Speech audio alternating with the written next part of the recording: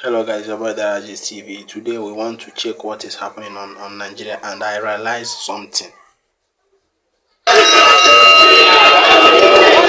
Across Nigeria, crowds of people chanting and waving placards bearing a simple yet powerful message: end bad governance in Nigeria.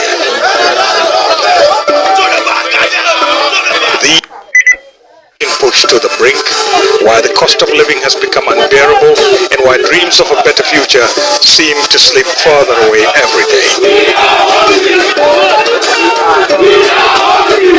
Africa's most populous country is in turmoil. 1 year ago, President Bola Ahmed Tinubu introduced sweeping reforms to revive a struggling economy. But they brought a harsh reality: soaring inflation, a currency sharply devalued, and fuel prices that have tripled. For many Nigerians, daily life has become a battle against soaring food prices and uncertainty, a battle for survival. Government officials claim that no lives have been lost in the protests, but Amnesty International reports that at least 22 protesters have been killed across 6 states. Grieving families say these are not just protests anymore, but a cry for justice. Wake up, Nigerians! Say no to bad government! And these cries are echoing beyond Nigeria's borders. From Kenya to Uganda, similar frustrations over the cost of living are being voiced, leading some analysts to suggest that an African Spring might erupt. But others caution that while there may be parallels, the connections are tenuous, and the full story of this unrest is more complex. The stakes are high, the voices are loud. I am Ahmed Idris. Join us on this episode of Talk to Al Jazeera, while we explore these questions and meet some of the people affected by the economic turmoil to understand what's happening on the ground.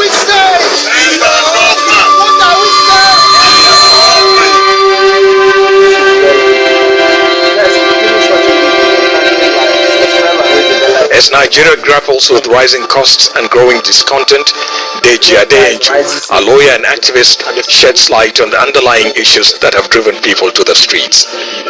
Nigerians went to protest against hunger, against poverty, against a lot of unemployment, insecurity, and also hyperinflation in the country. Prices of goods and services that used to be affordable are no longer affordable. For a very simple analogy, for instance, when this president came on board, a liter of petrol was 167 naira.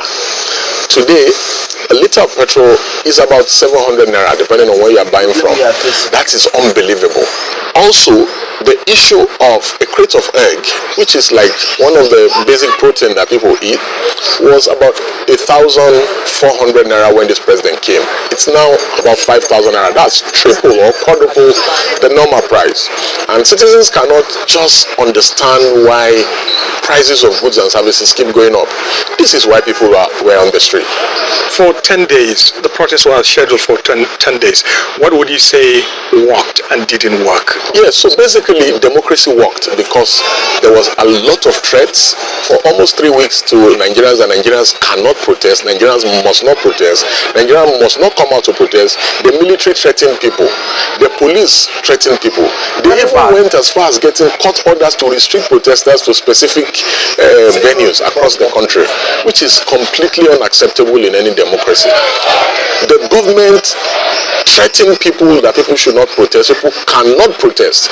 They even planned bombs at some locations and said it was... But they said it was extremists. Extremists that planted the bombs just to dissuade protesters. They didn't want the protest to hold because according to them, they believe that if the protest hold, many Nigerians will key into the protest and the country will be liberated from suffering and oppression. And ironically, the protest was about ending bad governance. So I don't understand why government has an issue with an end bad governance protest, except if government wants bad governance to continue, or supporters of government. The protest also, we witnessed a situation where a lot of protesters were attacked by the security agencies, the army and the police. Many protesters were killed in Borno, in Kaduna,